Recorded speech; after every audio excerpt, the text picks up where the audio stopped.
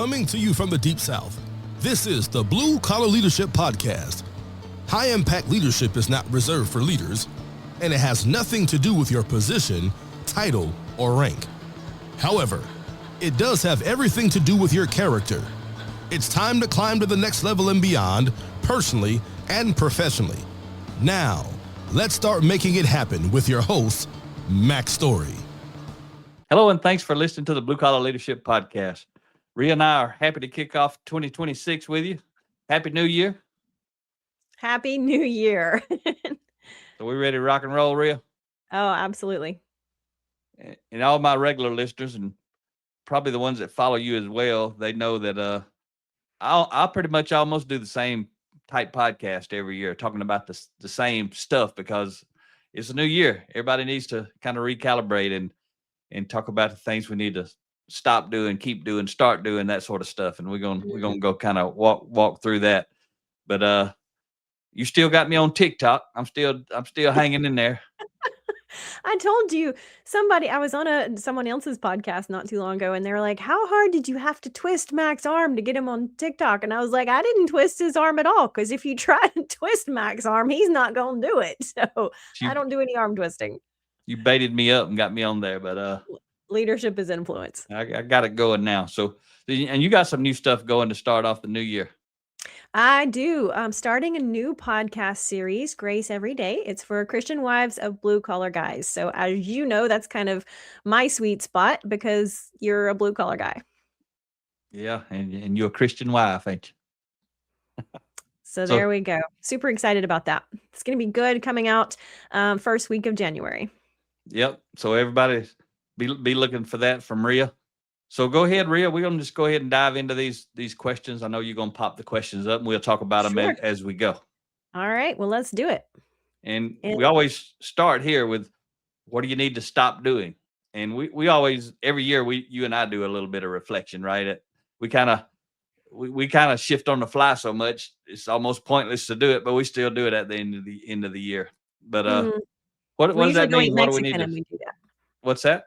We usually go eat Mexican and we do that. It's a good excuse to go eat Mexican. Yeah, it is. So when we talk about this, right, when we talk about what do we need to stop doing, the new year is just a great time, a natural time to reflect, look back. What changes do we need to make? And what do you need to stop doing in 2026? What are the things you want to take off of your plate? I know I've taken some things off of my plate. And like you said, a lot of times we don't wait to the end of the year or the beginning of a new year to do that kind of reflection. But it is just a good natural time to say, hey, looking back at the calendar, what do I need to take off of my plate? What do I need to stop doing? Yeah. And one of the reasons we look there, because whenever you try to get someone to start doing something new, one of the first things they do is tell you how busy they are. They don't have time. Right. So if you need some time, you got to stop doing some things and figure out what those things are. I know we flash back to 2013. I think it was 2013. One of the things I need to stop doing was watching TV. So I turned off the TV and cable and all that. And back then I wasn't watching YouTube or anything like that. So when I turned off the TV, meaning the cable, there was no TV. There was no video watching and that sort of stuff, unless I happened to have it on a jump drive or a disc or whatever they were on back then. But I just got so focused that year. That's what I needed to do at that time. What I need to do this time, stop eating after dark.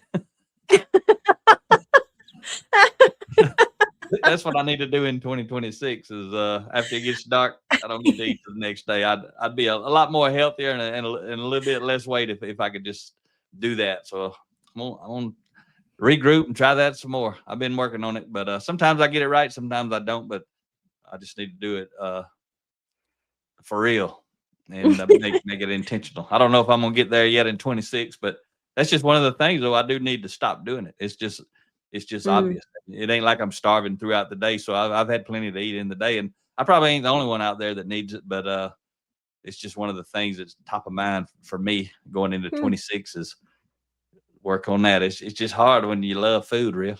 Yeah. But I think you've come to the first step, right? The first step is just the self-awareness. When you think about what do I need to stop doing? Why do I need to stop doing it? Right? What's it holding me back from, or what's it keeping me from? So you're kind of at that awareness stage. And now it's just like, hard to do, right? That's the thing about knowing and doing is a lot of times we know what we should do or shouldn't do. It's the doing or the not doing that Yeah, and that is hard. I don't really have that trouble when we're on the road. I have that trouble when we're at home. It's pretty easy on the road. We get more on a schedule and we're doing Mm, stuff, and a lot of times we don't eat hardly any during the day. We get yeah. one meal in the afternoon and that's it. And it's just easy then. But when we're home, like for the holidays, we've been home a lot and things like that. So just top of mind. Yeah. So that's one of the things we always talk about, what we need to stop doing. And then what's the Sure. next thing? Now we're going to add something in that we hadn't normally added in the last few years. Yeah. So next thing what we're going to talk about is what do we need to do less of? So maybe you don't need to stop doing something completely, but maybe do less of it. So thinking back on again, where is your time going? Where is your energy going? What tweaks do you need? And they don't have to be big things, right? These could be sometimes just small tweaks, sometimes just a narrowing of focus or a reshifting of a priority. It doesn't have to be big to be powerful when it's compounded over every day of the year.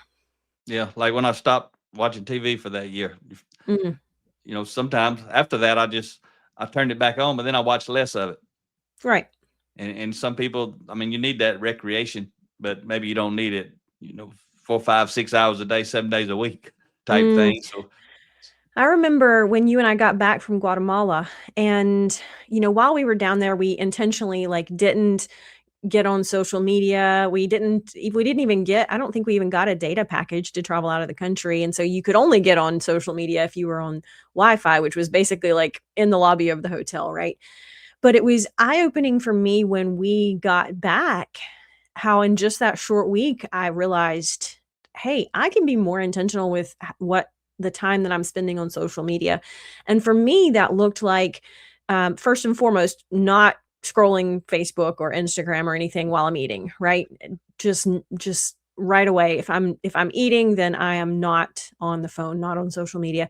And the second thing I did when we got back is I turned off all those little notifications because they would pop up all of the time and anytime someone commented or something. And so then I'd have to go check it out, right? And so I realized that those little red bubbles were driving me and I needed some time for them to just go away. And so then I could be intentional about when I needed to open that up and check it, not ignore it, not neglect it, but just more intentional with I wanted to do that on my terms instead of on every time somebody commented, right? It was just drawing too much of my time. yeah. And just from a personal standpoint for folks, a lot of people see me on social media. They see you on social media. I mean, I'm posting stuff every day on now LinkedIn, Facebook, X, Hmm. Instagram, now TikTok. Done added another one to the pile. And what a lot of people don't know about me is if I didn't have to do this for business, I wouldn't be on social media. I could actually care less about social media. I wouldn't have nothing to do with it. Or I wouldn't have my phone wrapped around me all the time either. But it's almost like it's our part of our business. You can't really get away from it. I mean, you can if you want to turn your business off for a while and ignore it, but you don't know when that message is going to pop up or a comment or somebody's got a question or somebody sending you a text or an email, all that sort of stuff that happens with business. And so Sure. it's just one of the downsides of being in business like we are and being dedicated to actually serving people and helping people and making yourself available to people. I know someone emailed me on Christmas Eve and I replied right back and it was about 5 PM and that person told me, "Oh, I didn't expect you to get that till Monday morning." But And you said I didn't expect to get it on Christmas Eve either. that's right. That person was working and I guess I was working too. That's just the way it is. But yeah, so think about what you need to stop doing. That's going to free up your time. Think about what you need to do less of, but maybe you need to do it, but need less of it. That's going to free up some more time. And Hmm. what's this next thing, Rhea? We got five questions we're going to talk about.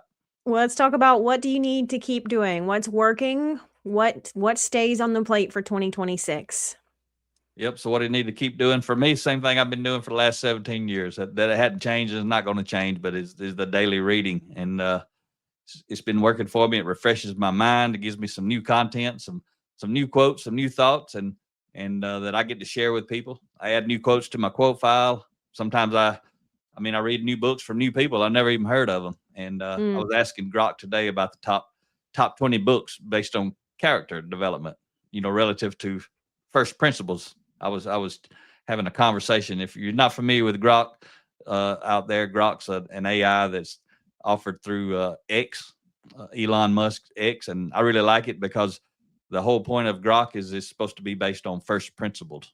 And sometimes you got to jog Grok's memory and tell him, I want you to answer from first principles. So that's a tip. Any of you out there who use Grok, I don't know if it works on the other AIs. I've never used the other ones and don't really care to, but I know on Grok sometimes he might get a little tangled up and give you some social norms and that sort of stuff. But that ain't what I want. I want first principles. Just like Ria and I are always teaching about leadership. Using Elon's term, that's what we're always talking about relative to human influence and the psychology of influence. Is everything we teach is first principles. We don't normally say first principles. We just say principles.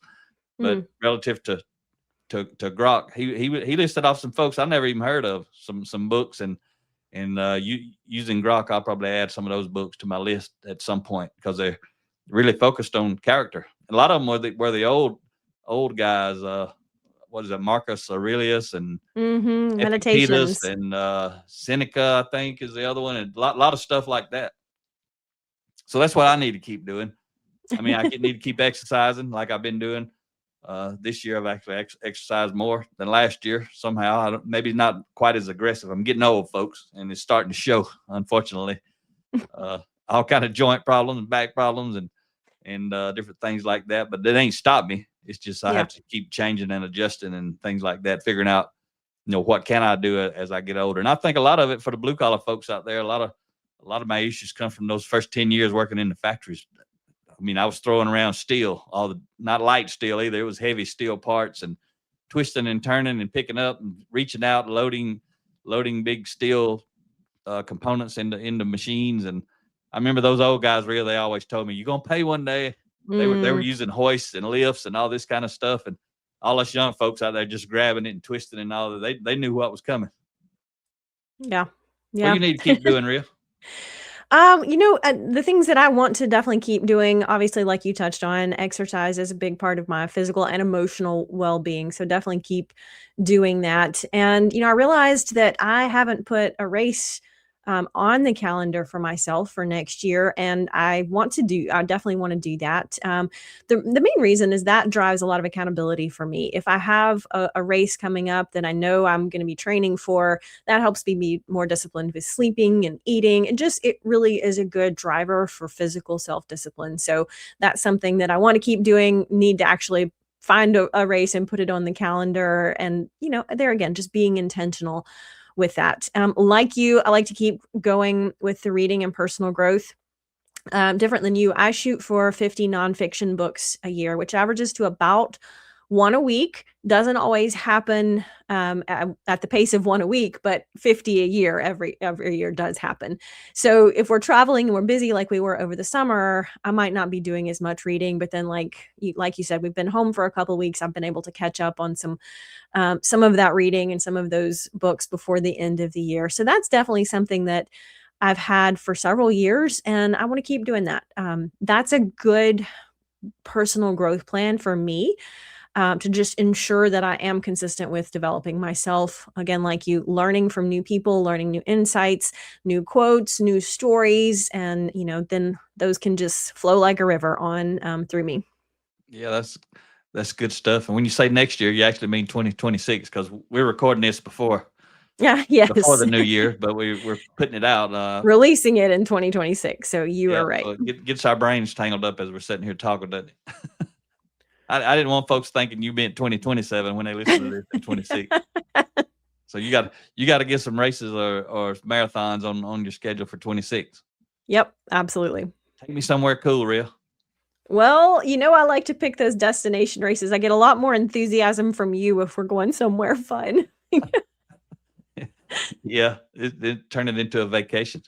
So what's the next thing?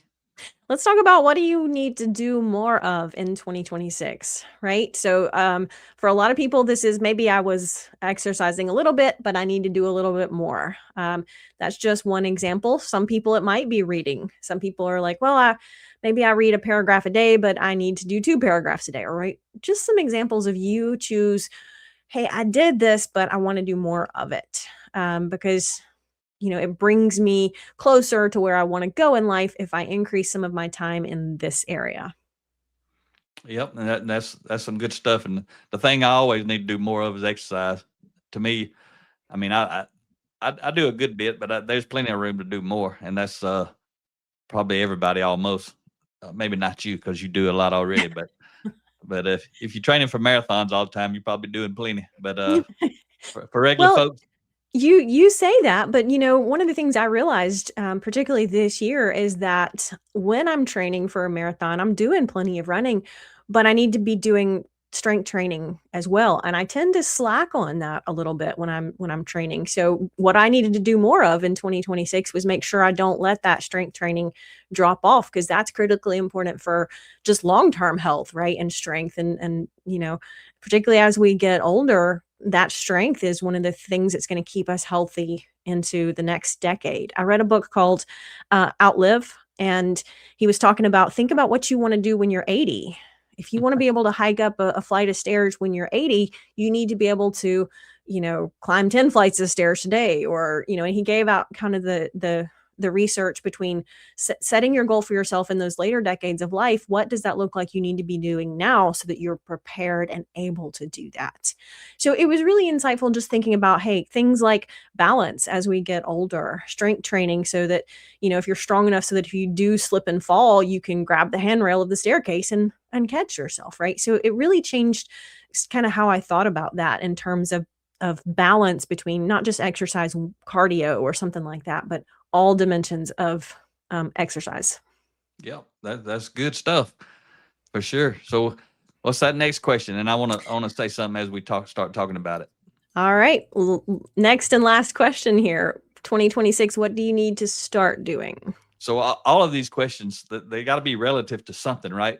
So the questions that I always talk about, there's a couple of sets of questions you need to ask before you really can do any justice to all these other questions Ria and I've been asking you today. But who are you and where are you? You got to figure out where you at the moment, and then who do you want to become and where do you want to be in the future? And that's going to create a gap. I call that the success gap.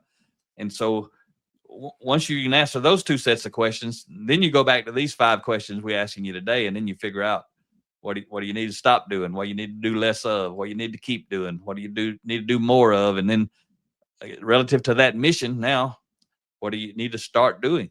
Yeah. If you stop something and you did less of something, that means you got some time. Some people got time anyway. They just say they ain't got no time, but they got all kind of time. They just a lot of people wasting it. What we're talking about right now is investing your time. So we assume if you're serious about a mission, you're going to stop wasting your time. I mean, that may be when you talk about what you need to stop doing. That's what a lot of people need to stop doing. If they want to get from where they are to where they want to be, they got to stop wasting time. Yeah. I remember quite a few years ago, I was going through getting my MBA. And at the time I was working full time and I was working a part-time job. And then I was in an accelerated MBA program. And you were, in the middle of just beginning to start your leadership development transition. And so, I mean, life was full. Life was very, very full. And I remember one of the classmates and I were talking, and she was, we were kind of commiserating of, man, we're just so busy. Every single moment is filled on the calendar. And then not 5 minutes later, she starts talking about a TV show. And I'm like, I've never even heard of this TV show. Right. And I'm like, you apparently aren't as busy as I am because you got time to watch TV. And so then I was like, but it just reflects priorities and values, right? I was really focusing on both professional growth and development in the career program or the MBA program, but I also valued taking care of the family, the house, and then as a part-time job too, teaching group fitness and helping other people with their fitness. So, just reflects priorities. But yeah, I definitely didn't have time during that season to watch a bunch of TV.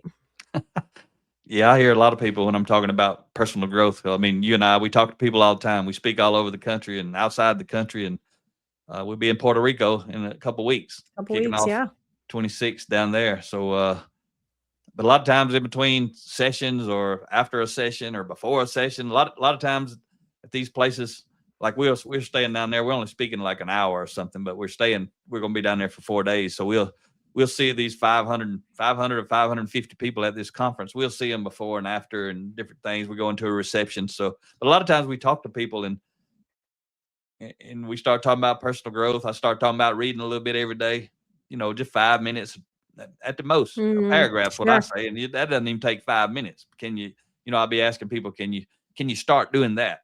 Can you start reading a paragraph a day, every day for the rest of your life? Just a couple of minutes a day invested into yourself. And even something simple as that, people start making excuses.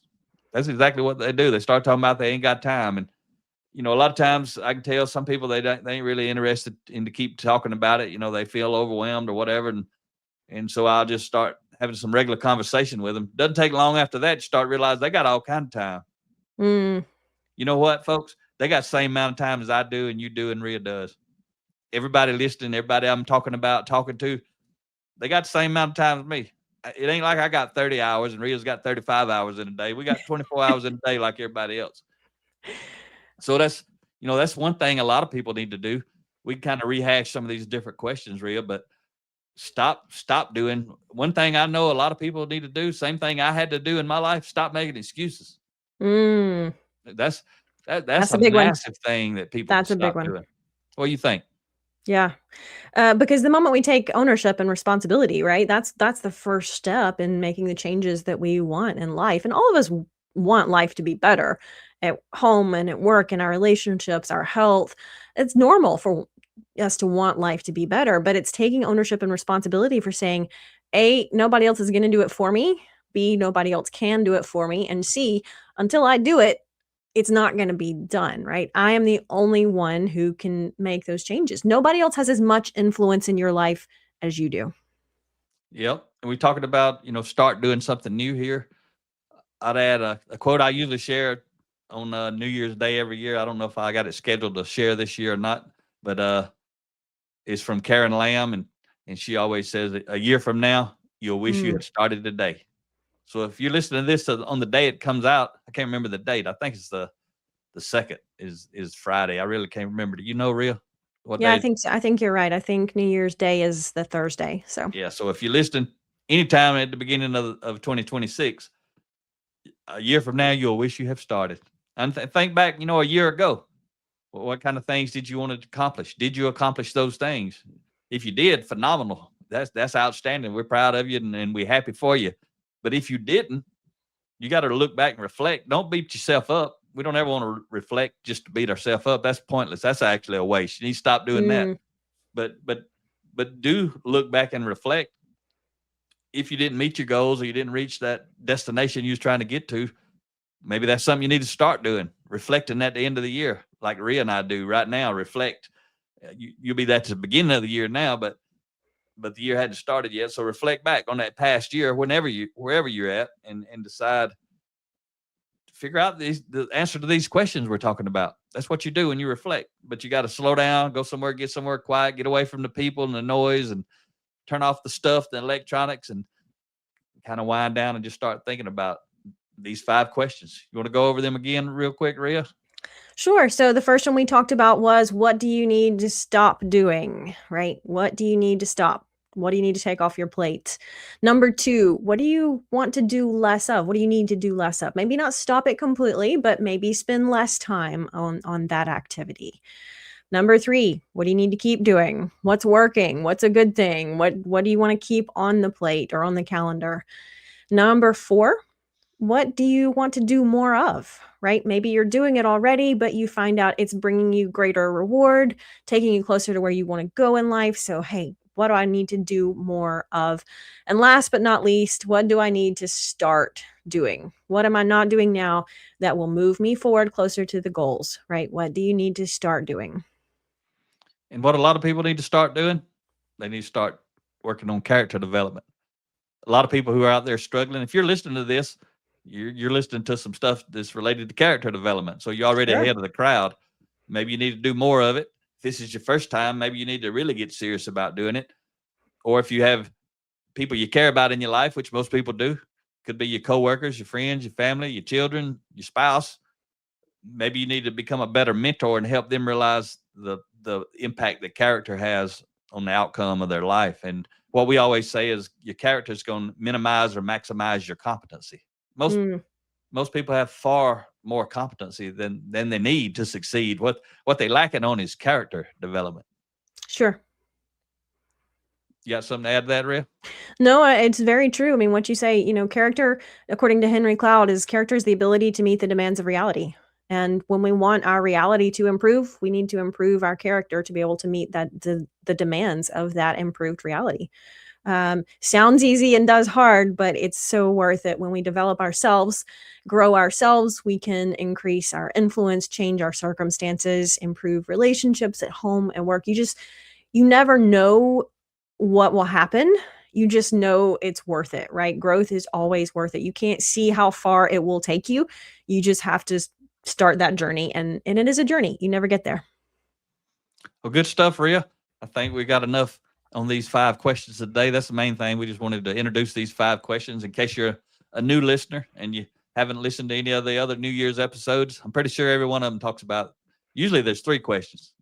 What you need to stop doing, keep doing, and start doing. But I read a book recently that had what do you need to do less of and what do you need to do more of in between. And I was like, oh, that's good. That makes sense. Hadn't really thought of the doing less and the doing more. I was just focused on stop doing, keep doing, and start doing. So so we do have a new twist on this year's episode, Ria. Yeah, absolutely. It's good stuff. Anything else we need to tell the folks? We got merch. Yeah, we do. We do. That's coming big. Some new designs coming up in 2026. So be on the lookout for that. Yeah, just real quick, if you're still listening, check out bluecollarleadership.com/store, and you can see some of the different T-shirts. But there's some unique. If you go into the trades section, you'll see, like, it may be the same T-shirt, but one of them's got a big track hoe on it. One of them's got a big 18-wheeler. One's got somebody welding. What's some? You got one of them's got a bulldozer. Some of the different trades, some of the different tools and things like that. And Real be adding more. Yeah. So there's some unique ones, and then we got some tumblers and backpacks. Got some really, really nice Oakley backpacks on there. They're not cheap, but they ain't cheap. They're nice. So that's for the folks who want some nice stuff. Got some of that on there as well. Yeah, good stuff. All right, folks. Hope you have a powerful 2026. I hope you make all the things happen, but I'm telling you, it ain't gonna happen by accident. You gotta become intentional, and you gotta make it happen. Like Ria said earlier, ain't nobody gonna do it for you. Nobody can do it for you, and so you got to make it happen. So look forward to chatting with you some more. We got, I think, I can't remember this episode. It's somewhere in the 480s. Won't be long. We'll be rolling out episode 500, and after that, Ria, that might be something I decide I need to do less of these podcasts. I don't know. I don't know if I've been sticking with it. I've been making threats this in 2025 that I might not do one every week, but I actually stuck to it and kept doing one every week. But when I reach 500, that's kind of just like a magic number for me. And after that, I might do one every couple of weeks or one a month at a minimum, something like that. I don't know, but that may be something I need to do less of when we're talking about these questions, just less of these podcasts. I got a gazillion of them out there already, and we're doing other stuff now. So might just be one of those adjustments. Anyway, folks, hope you enjoyed today's episode, and talk to you next time. Make it happen, or someone else will. It might as well be you. Are you serious about taking your career and your life to the next level and beyond? Check out Mack Story's Blue Collar Leadership series books and others, now available on audio, along with paperback and ebooks at Amazon and Audible. Please visit bluecollarleadership.com to learn about Mack's books, programs, special offers, and more. Thank you for listening to the Blue Collar Leadership Podcast.